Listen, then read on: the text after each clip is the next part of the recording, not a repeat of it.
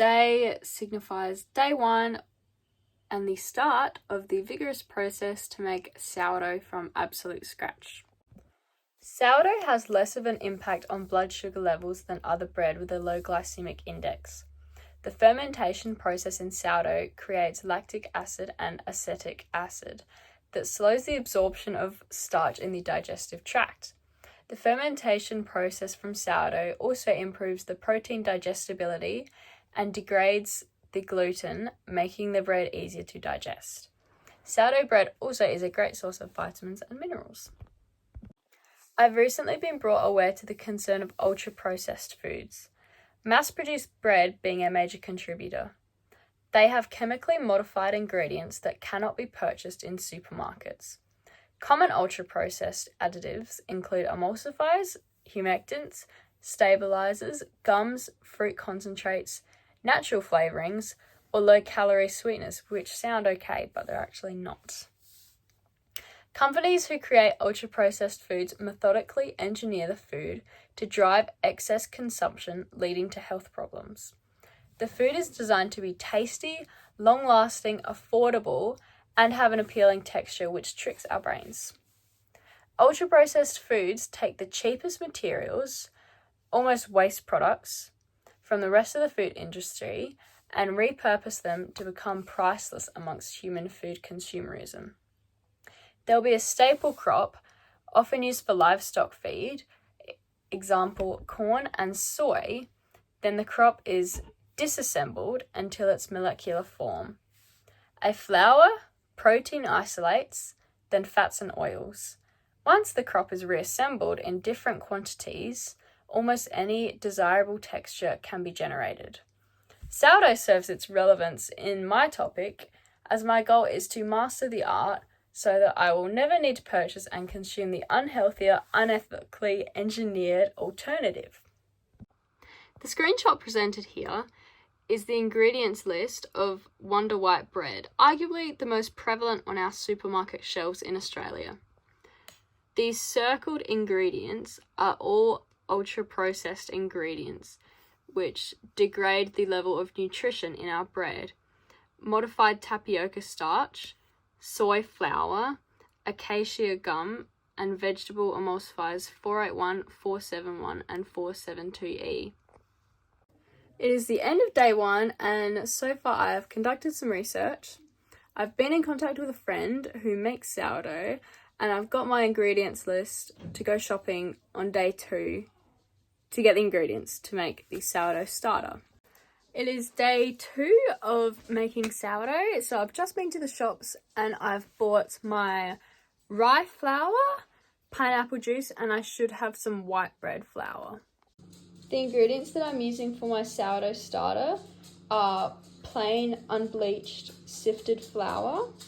It has to be unbleached, otherwise the sourdough starter will not work. And pineapple juice. Pineapple juice is high in citric acid, and that ensures that the harmful bacteria Leuconostoc will not grow. This is what the starter currently looks like after the pineapple juice and flour has been combined. I'll be stirring it 2 to 3 times a day to try and speed up the fermentation process, and it is covered loosely with cling wrap in a glass jar as well, otherwise it will not ferment. I'll be feeding it with the dark rye flour. This is day 3 of the starter, and all I'm doing for today is giving it a few mixes every 6 hours or so. It hasn't changed at all. The textures maybe changed, if anything, and that's what it looks like from the top, so it's just going to remain covered. Today is our 4th day of making the sourdough, and it's been 48 hours since we made our starter. There's nothing really happening, some bubbles on top, but we really want it to be foamy so that we know it's started fermenting and it's active. But that's all right. We're going to add our pineapple juice and flour. We're going to feed it, we're going to mix it, set it aside for another 48 hours, and then hopefully by then it will have some fermentation going on. It is day 5, and last night I fed the starter. So there's some separation going on between the pineapple juice and the starter. I'm not sure if that's good or bad, but I'm just gonna leave it.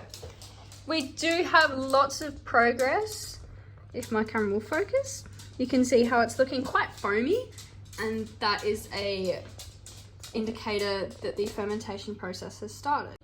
Good morning, it is day 6. This is what our starter is looking like at the moment.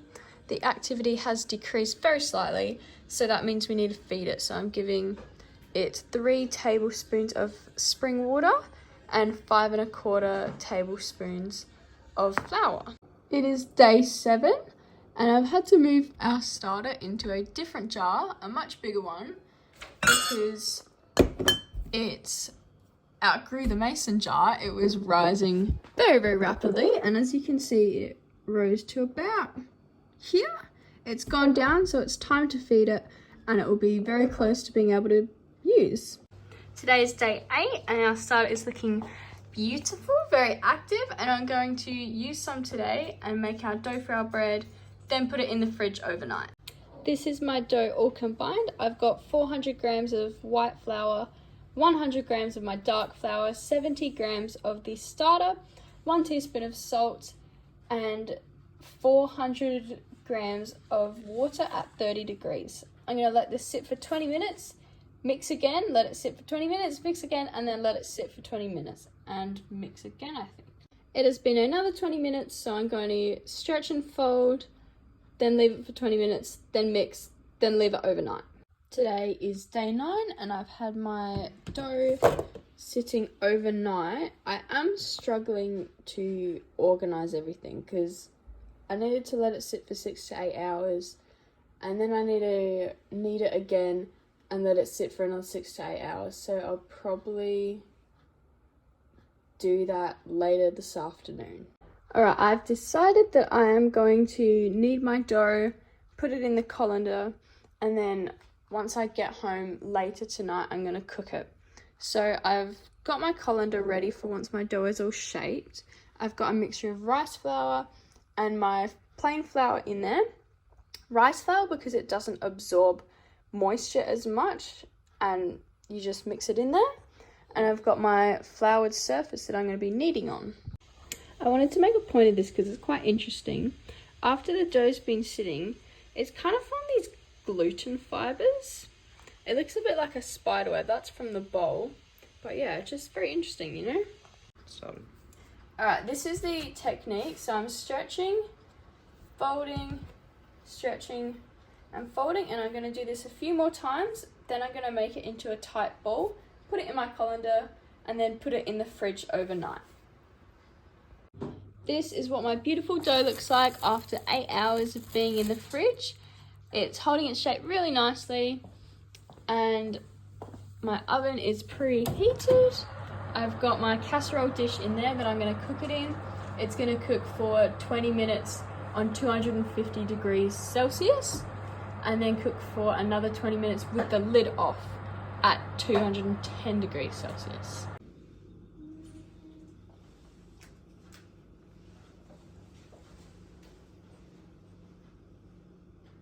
It's not really working. I'm trying to do what they do in the bakeries.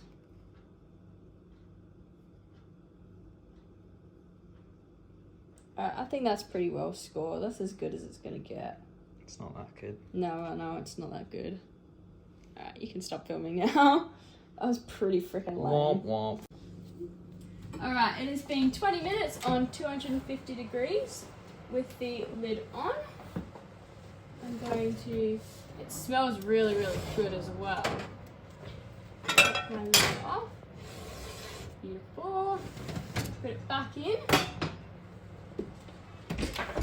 Put it down to 210 and cook that for another 20 minutes. Sourdough is all finished.